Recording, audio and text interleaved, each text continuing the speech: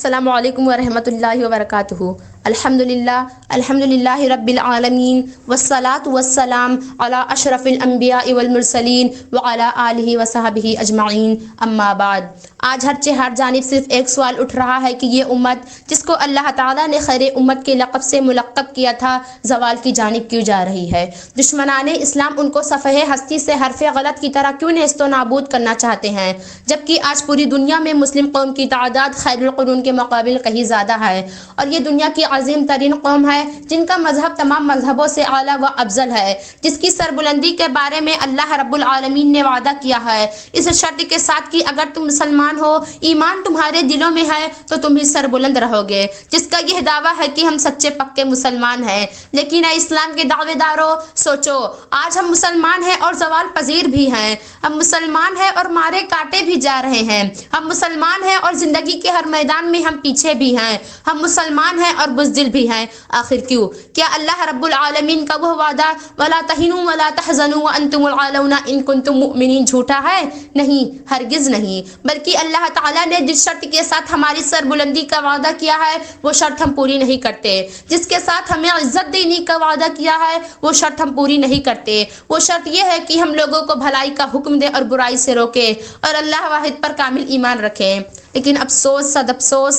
آج ہم نے لوگوں کو بھلائی کا حکم دینا چھوڑ دیا ہے، آج ہم آپس میں لڑنے لگے، دنیا کی تمام برائیاں ہمارے اندر کوٹ کوٹ کر بھر گئی، ہم فرقوں میں بٹ گئے، افتراق و انتشار کی چنگاریاں ہمارے اندر شعلہ بن کر بھڑکنے لگی، افتراق و اختلاف جیسی مہلک چیز کو ہم نے اپنا رفیق زندگی بنا لیا، اتحاد ملت ہم کو برا معلوم ہونے لگا، عداوت و کساوت کو ہم نے گلے لگا لیا، ہم تارک صوم و صلاۃ ہو گئے، ہم نے قرآن کریم کو بالائے طاق رکھ دیا، ہم نے آپسی بھائی چارگی کو پسے پشت ڈال دیا، شیطان سے بظاہر نفرت کی مگر بباطن اس سے دوستی برقرار رکھی، ہم نے عشق رسول کا دعویٰ کیا مگر ان کے فرمودات کو ٹھکرا دیا، ہم مردوں کو دفن کرتے ہیں مگر اس سے سبق حاصل نہیں کرتے، ہم جہنم کا خوف کھاتے ہیں مگر اس سے نجات کے لیے عمل صالح نہیں کرتے۔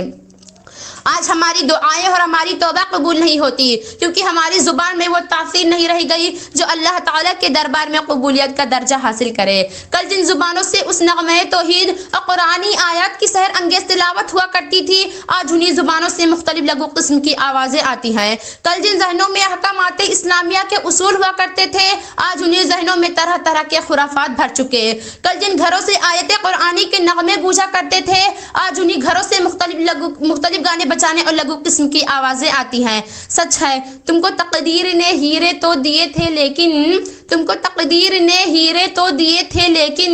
تم نے ان ہیروں سے انصاف کے شیشے کاٹے۔ معزز سامعات، آج ہم اپنے ملک ہندوستان پر نظر ڈالتے ہیں تو کلیجہ منہ کو آ جاتا ہے۔ آج جگہ جگہ مسلمانوں کے خون سے ہولی کھیلی جاتی ہے، جس کی وجہ سے بے شمار بچے یتیم ہوئے، مسلم خواتین کی عزتیں پامال ہوئی، ان کا سہاگ اجڑ گیا۔ یہ سب کچھ ان لوگوں کی جانب سے ہو رہا ہے جو دھرم اہنسا کی تعلیم دیتے ہیں۔ دل تڑپتا ہے مسلمانوں کی حالت دیکھ کر،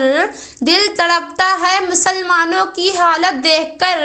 آنکھ روتی ہے مسلمان کی جہالت دیکھ کر۔ مسلمانوں، ذرا یاد کرو اس زمانے کو جب کہ اسلام کا ہلالی پرچم بام عروج پر تھا، یاد کرو اس وقت کو جب قیصر و کسریٰ جیسی حکومتیں ہم سے حواس باختہ تھی، مشرق تا مغرب ہماری حکمرانی تھی، صحر و بیابان ہمارے زیر نگی تھے، دریا و سمندر تک ہمارے فرما بردار تھے، چرند و پرند ہمارے تابع تھے، ہماری شان و شوکت قابل صد افتخار تھی، ہماری عظمت و رفعت قابل مبارکباد تھی، کفار و مشرکین ہمارے تذکرے سن کر کانپ جایا کرتے تھے۔ دونوں جہاں میں یارو آباد تھے تو ہم تھے، دونوں جہاں میں یارو آباد تھے تو ہم تھے، تعمیر دو جہاں کے بنیاد تھے تو ہم تھے۔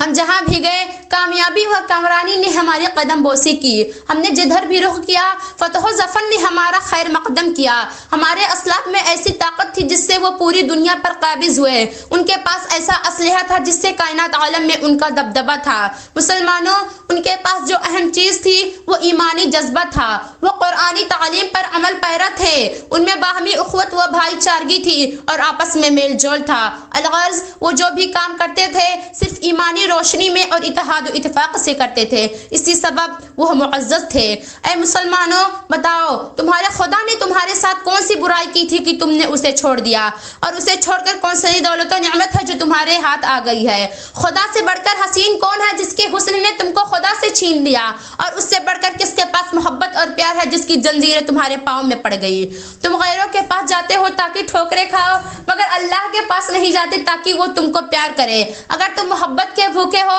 تو رحمان و رحیم سے بڑھ کر اور کون ہے جس کے عشق میں اسے چھوڑ رہے ہو؟ اگر تم رزق کے بھوکے ہو تو رب العالمین سے بڑھ کر اور کون ہے جس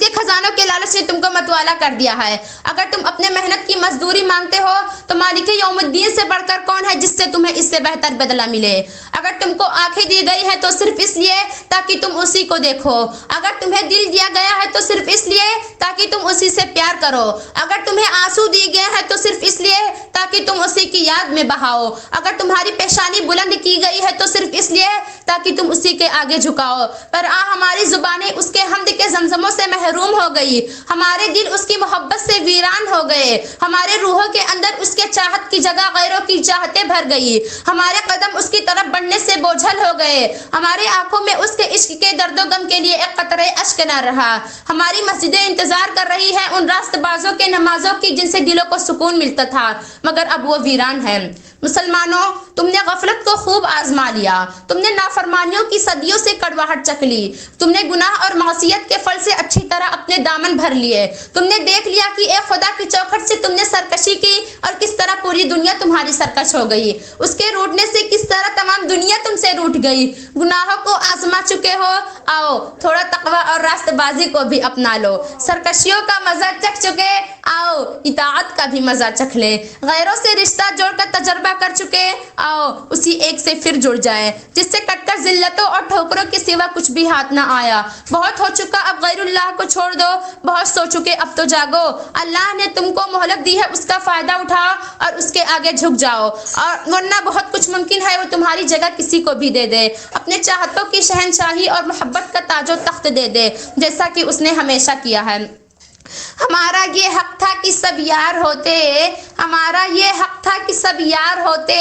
مصیبت میں اپنوں کے غم خوار ہوتے، سب ایک ایک کے باہم مددگار ہوتے، سب ایک ایک کے باہم مددگار ہوتے، عزیزوں کے غم میں دل افگار ہوتے، جو الفت میں ہوتے یوں ثابت قدم ہم،